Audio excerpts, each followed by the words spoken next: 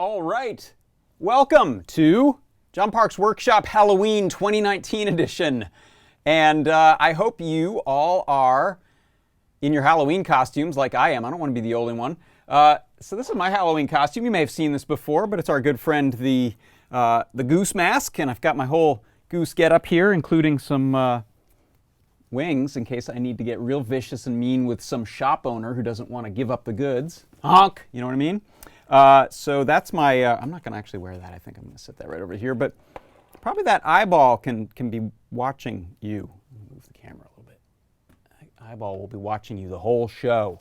And I'm cheating a little bit. I've got my yellow socks, but I don't have my flippers on.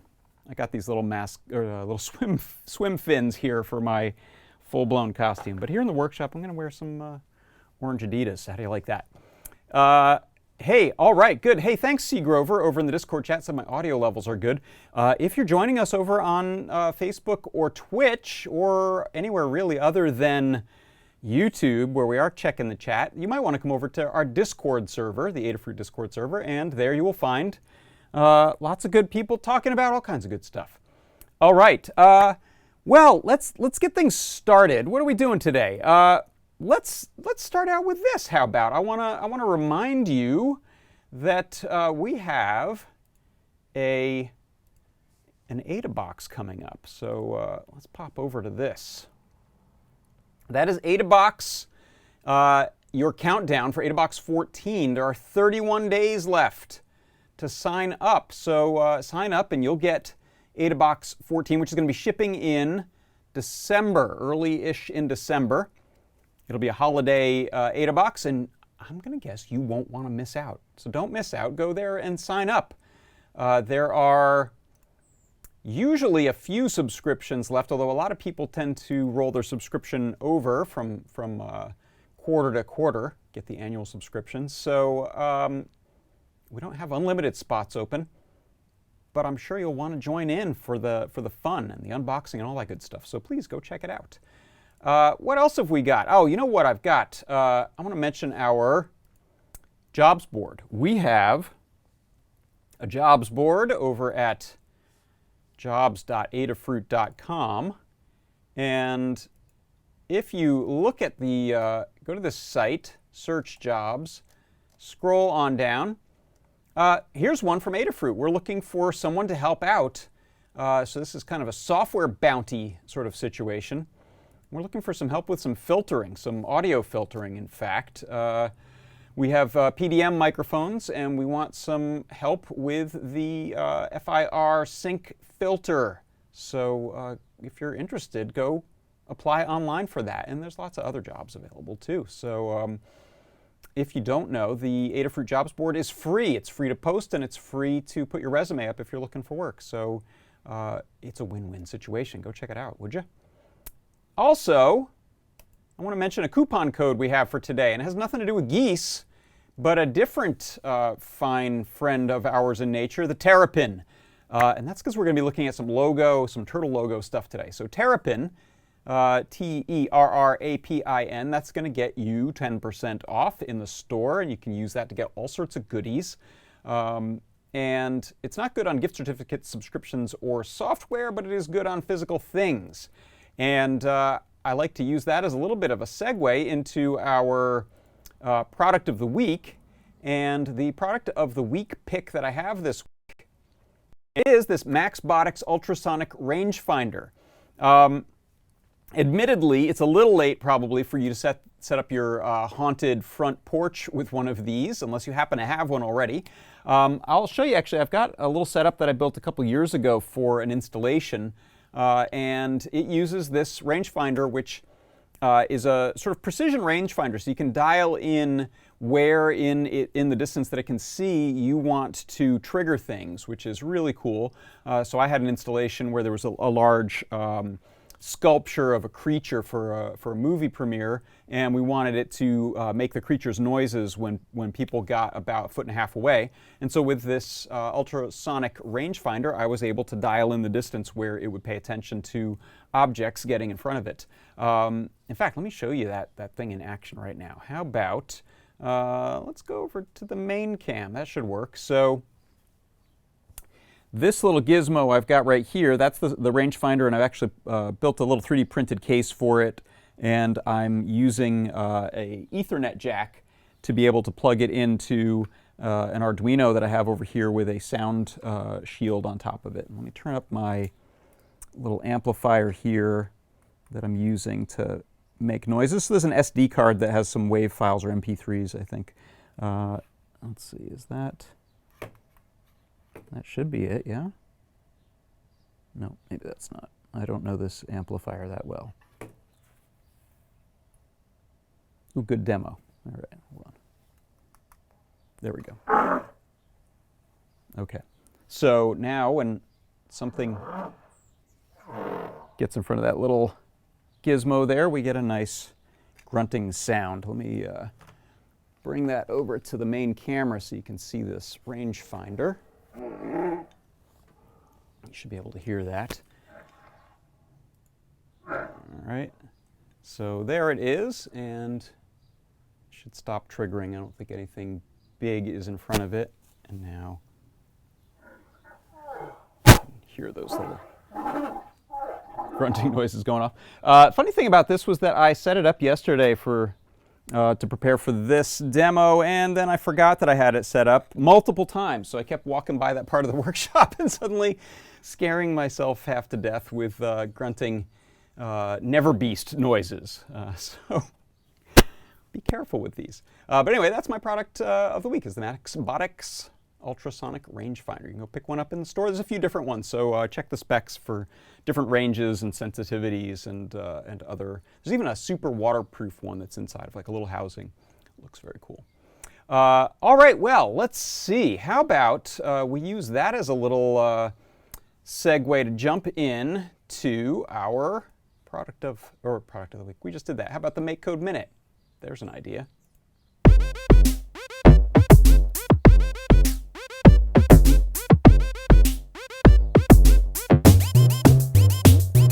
All right, so let me bring this guy up here and that. And I'm going to bring up my Chrome browser so I can see it. All right. Get ready for this. Okay, so for the MakeCode Minute today, what I wanted to do is show how you can use a pair of circuit playgrounds with their infrared ability to send and receive messages to each other, along with USB HID keyboard emulation, so that we can have essentially a remote control for a keyboard. You'll notice here in the simulator, if I press a button when I'm using this network infrared, it's right here, network infrared send and receive, then we get a second circuit playground that shows up. And when I press a button on one, you'll see the other one lights up the same corresponding button. In this simulator, you can also see these messages being sent and received inside of the console. And what it's doing when it sends, or rather when it receives, if it receives essentially the A button, which is indicated by a 0 being sent, or the B button, which is indicated by a 1 being sent right here, then we're going to use this keyboard type A or keyboard type B that comes from this keyboard extension.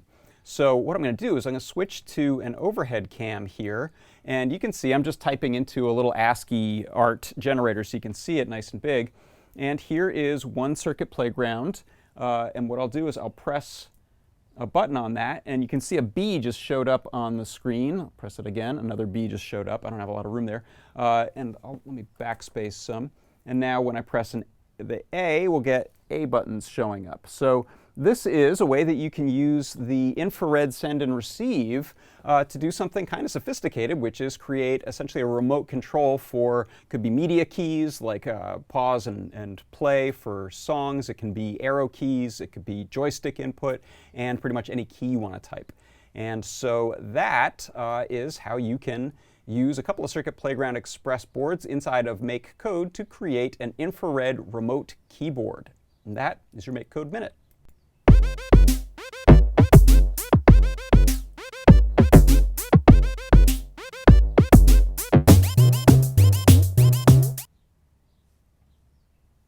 All right.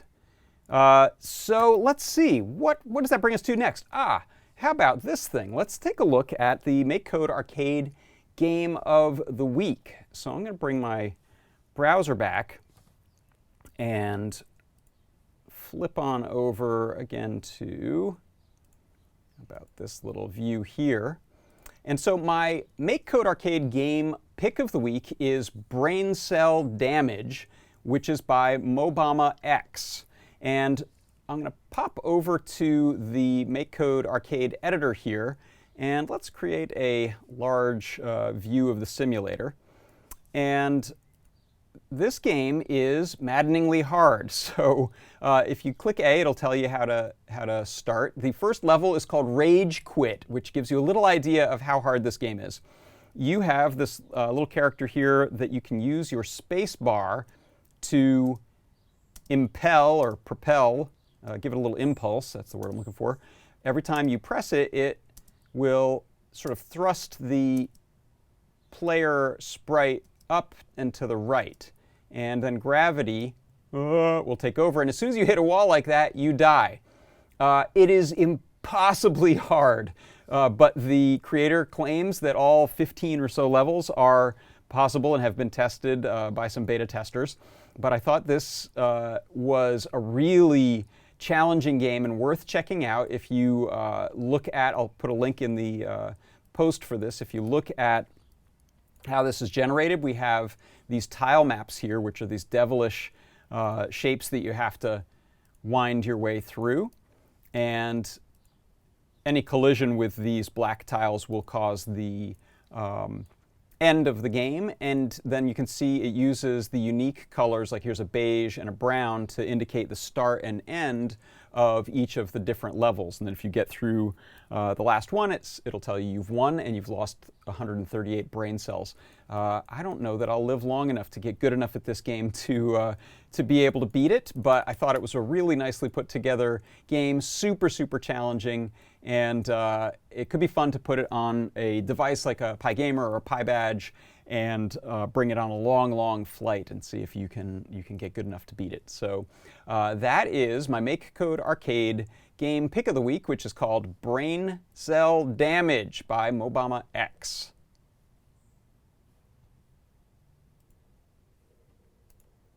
That one is devilish. In fact, I'd love to hear in the comments if anyone can get past, say, level 1 or 2. Hats off to you, because that thing is murderously difficult. All right, well, now let's jump into our project of the week. So for the project of the week, let me throw on my downshooter cam here, and you'll see I've got a Circuit Playground. This is the Circuit Playground Blue Fruit with a TFT Gizmo on it, and I have one here that's inside of this really nice 3D printed case that was designed by the Ruiz brothers. And they even built some affordances here for magnets, so you can stick this onto a ferrous metal surface. I've just got a little steel plate here that I'm sticking it to, which keeps it from sliding around, but you can put it on your refrigerator or a locker or something like that. And let's go ahead and plug this in. Actually, I'm going to unplug my goose mask, which was charging. There we go. In fact, this will be a little more fun if I put the goose mask on while I set this up. You thought I was done with the goose thing, didn't you? But I'm not. All right, so I'm going to plug in my Circuit Playground Blue Fruit here. And you can see here, I showed this on Show and Tell last night. It's running a Turtle Graphics or logo program on here. And what I'll do is let me go over to my Moo editor, which is what I'm using to save my code onto there. Let's see, where did you go, Moo editor? Did I forget to make a Moo editor? I sure did. Hold on. Let's, how about, yeah, give me 1 second. I'm going to bring up create a new screen capture here of my Moo editor. And we'll have a bunch of little windows to sort of fit into each other. 1 second. Okay. So here comes the Moo editor. And let's also bring in the turtle right there. Okay, so in the Moo editor, what you'll see here, and some of this will change, but this is pretty new. What we've got is a port of Turtle graphics in Python, which is running on the Circuit Playground Bluefruit. And I believe this will run on M4 chips only. There's just not enough memory on some of the other boards. So this ostensibly can be ported to our any of our M4 boards. So maybe the Halloween M4 would be a good candidate as well, since it has a screen on it. So here, though, what I'll show you is we have some boilerplate code, which this may change and get simplified, but this is essentially calling in the libraries that we need, calling in the Adafruit turtle library, for example, as well as the screen, and then doing some screen setup for the pins that are communicating with it, turning on the backlight, and setting the size of the screen. So then below that, and I can zoom in here to make this a little more a little easier to see. Here's the part of it that is the guts of the turtle graphics code. And so if you're not familiar with turtle graphics and Logo were created by Seymour Papert and someone else whose name I'm forgetting, and hopefully someone in the chat will tell me. Back in the 1960s, as a programming language that was based on the concept of a small robot with a pen on it that can be programmed to move and drag its pen or lift its pen up to draw. And it teaches some fundamental concepts of programming. So what we can see here is I have, I'm setting up things, I've got a little array of colors that I can call. And then I'm using a couple of loops here to run through, and essentially 4 times I'm going to do the following, which is pick one of the 2 pen colors, set my pen down, draw a circle, pick up my pen, wait a moment, and turn right. So let's save that code and then watch on the turtle. You can see it runs through that code. That was what we had on there. So we essentially get this iteration of 5 circles in 4 different angles. That's what this little right turn 90 is.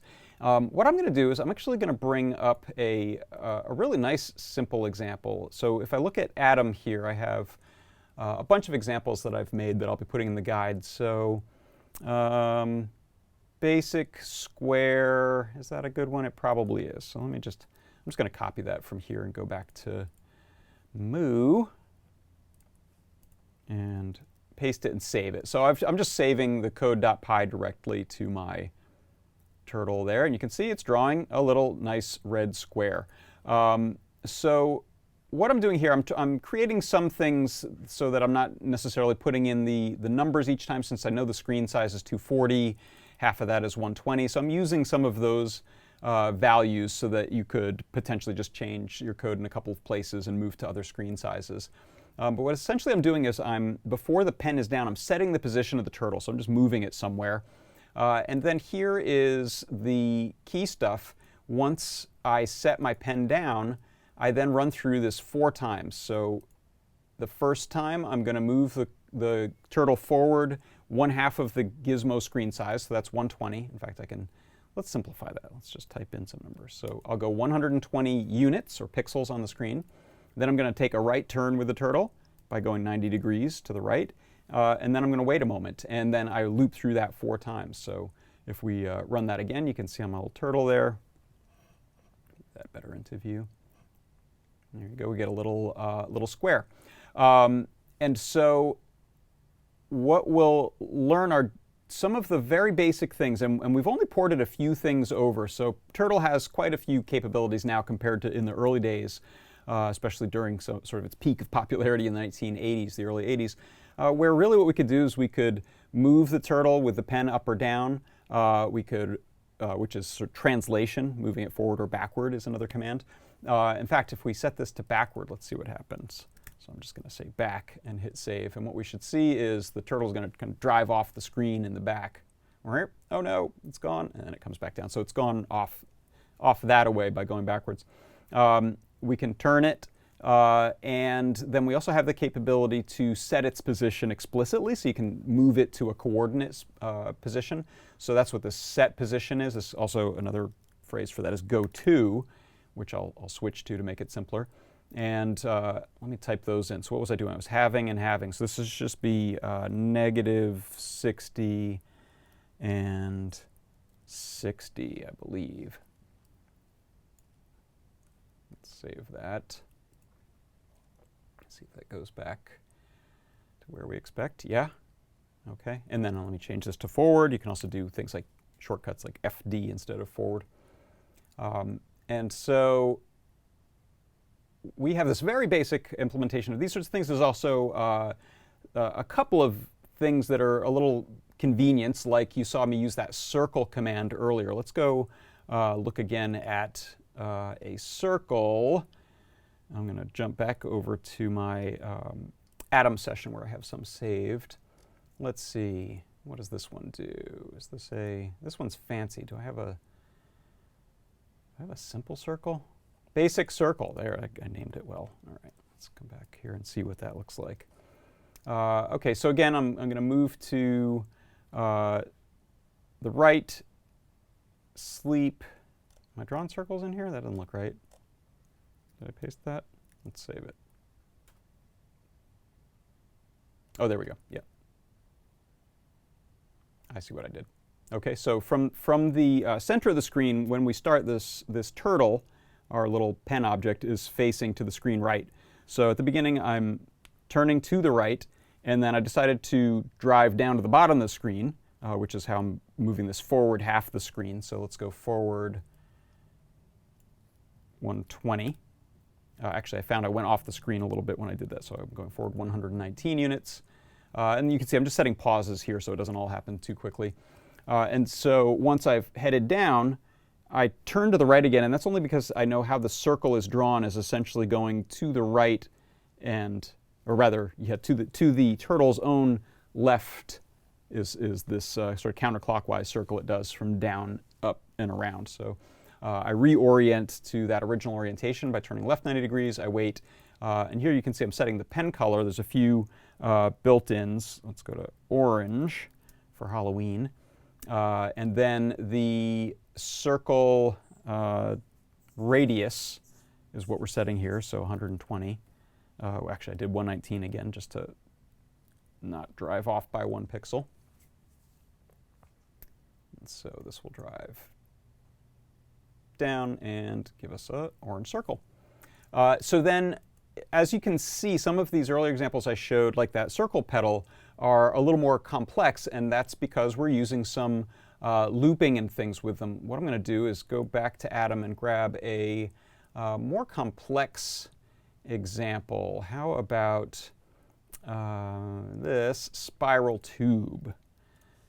So as you can see, it's easy to teach some very simple basic programming concepts, but get really nice quick feedback. So what I'll do is let me save this one. You can see.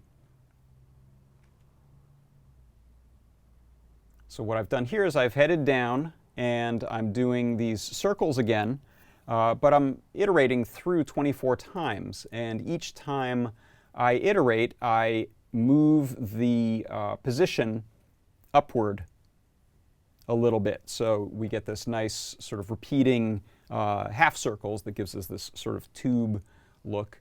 And then we can also do a similar thing, but instead of just moving the circle, we can also adjust its radius each time. So here's a more of a tunnel effect with just a very small change to the code.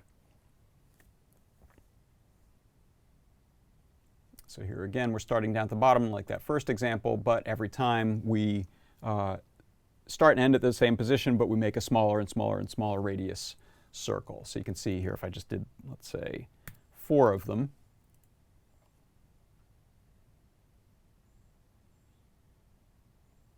And then if you remember that first example when we first started with the little circle petals, that was something I made after seeing that. I said, oh, that would be kind of cool to do that, but stay in the center and do smaller little tunnels of circles and rotate around 4 times each time. So let's look at that one.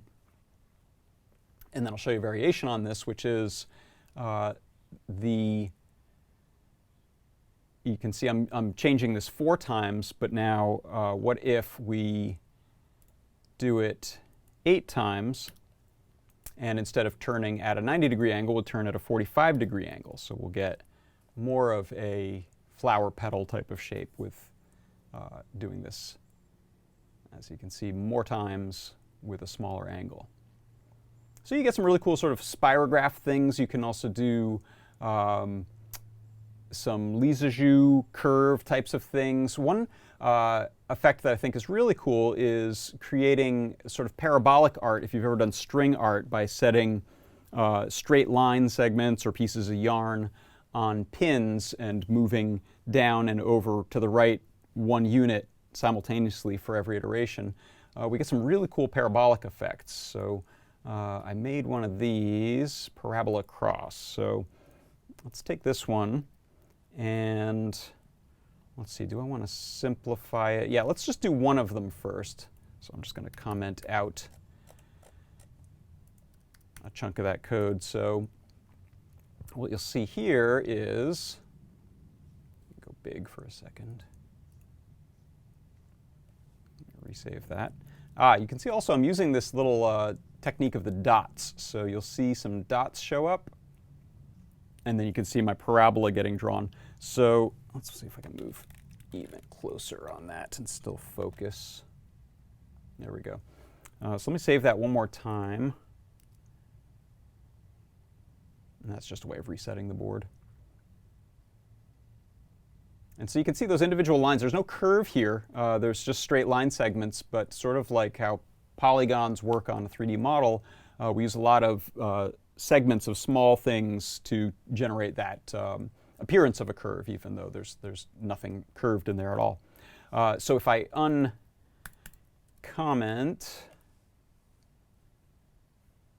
let's go back to Moo so you can see this. So I'm going to uncomment here. What am I doing? So first I'm setting some positions. OK, let's go to the top. I've created a little procedure called vert. And vert moves my turtle somewhere and leaves a dot, and then moves somewhere else and leaves a dot, moves somewhere, leaves a dot. So I've got this little set of 4 locations that I'm going and leaving these dots. And then I'm looping through, so I have from 0 to 11 these line segments that all place their xy coordinate, and they move the y coordinate down towards the center as they move the x coordinate out to the right. And then I'm simply picking the 4 sets of coordinates. So you can think of it as positive, positive, positive, negative, negative, negative, and negative, positive on x and y. So there's just 4 quadrants. So if I save that one to the board now, go to Big O Vision. Now we get this really cool kind of 3-dimensional disk star thing. I don't know what its name, saddle something. And I thought that was a really cool effect to get from what is a relatively simple thing. By the way, I just realized I still have my duck thing on. That's kind of ridiculous. I kind of wish I had talked to you the whole time wearing the duck mask. I feel like that could have been nice. Oh, thanks. Yeah, Dave Estelle says, nice to see the turtle library get some screen time. Right on. Let's see. I just wanted to see if I had any other key examples I wanted to show you. There is definitely some fancy stuff that uses things like fractals and other techniques to do really impressive graphics. Let me paste some of these back into Moo and show you. Where did my Moo go? Moo, where are you? There you are.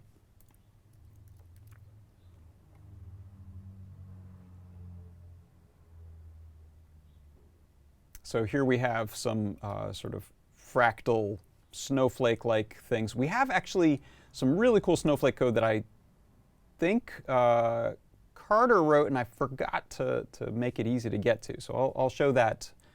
Yeah, I don't have that right here. I'll show that in the guide. However, here is some more Sierpinski triangle action, fractals. And let's see, the one other that I wanted to show you is, I was looking for if anyone had done some nice Christmas trees. inside of logo. Let me switch back to Moo here for a moment. And I found one. I'll put the link in the code. Did I not save it here? I thought I had put a comment with the code, but I found a Python challenge online where someone had created a really great Christmas tree. Let's see. Is this the? I hope this is the version I think it is. Yeah. So you can see there's this little repeating procedure. So every branch is made of the same thing that the tree is made of, and it's just rotating and scaling. There's a little scale factor for them. And then I also put in some, I added in some little ornaments there. Unfortunately, that's a little blown out. Let me see if I can bump the exposure down. There we go. Let's remove this excess one. And let's draw that again. So yes, I know today is Halloween, and I did not do a pumpkin. But what's coming up next? Well, Thanksgiving and Christmas. So here's a Christmas tree.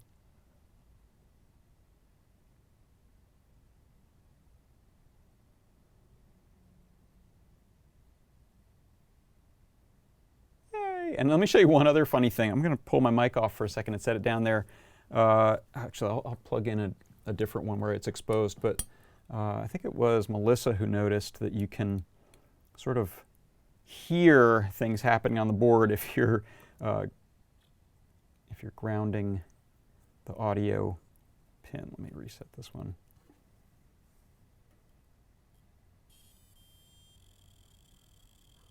Oh, I'm also glitching it out. Yes, you can do glitch art. Let me do that one more time with the mic nearby.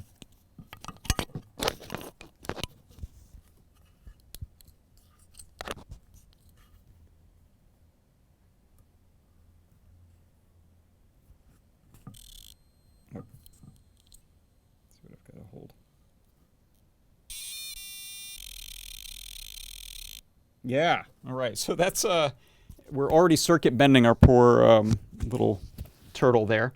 But there you go. There's a nicer little view of our turtle 3D model that was designed by the Ruiz brothers. And let's see. I think that covers everything. I also wanted to point out that back here, actually, let's go to the main cam. I've got just a few of my eyes projects there that I worked on with the monster masks. So there's an awful lot of skulls and masks and candy buckets and things. So I am totally prepared. These are going to be set out in the front to entertain and terrify all the little kidlings coming by. And that is it. So thank you so much for stopping by. And before we go, I wanted to remind you that our coupon code for today will get you 10% off in the store. It is Terrapin. It has nothing to do with geese. Sorry about that. Oh, look at these. Yeah, you know what? You can get these sort of angel wings and then cut them in half in the middle, and then you can attach them to your arms. So that gives you, just in case you're still looking for some last-second goose honking action, go to your Halloween store and get some wings. All right, well, that is all. Thank you so much for stopping by. This has been John Park's Workshop for Adafruit Industries. I'm John Park, and I will see you next time. Happy Halloween!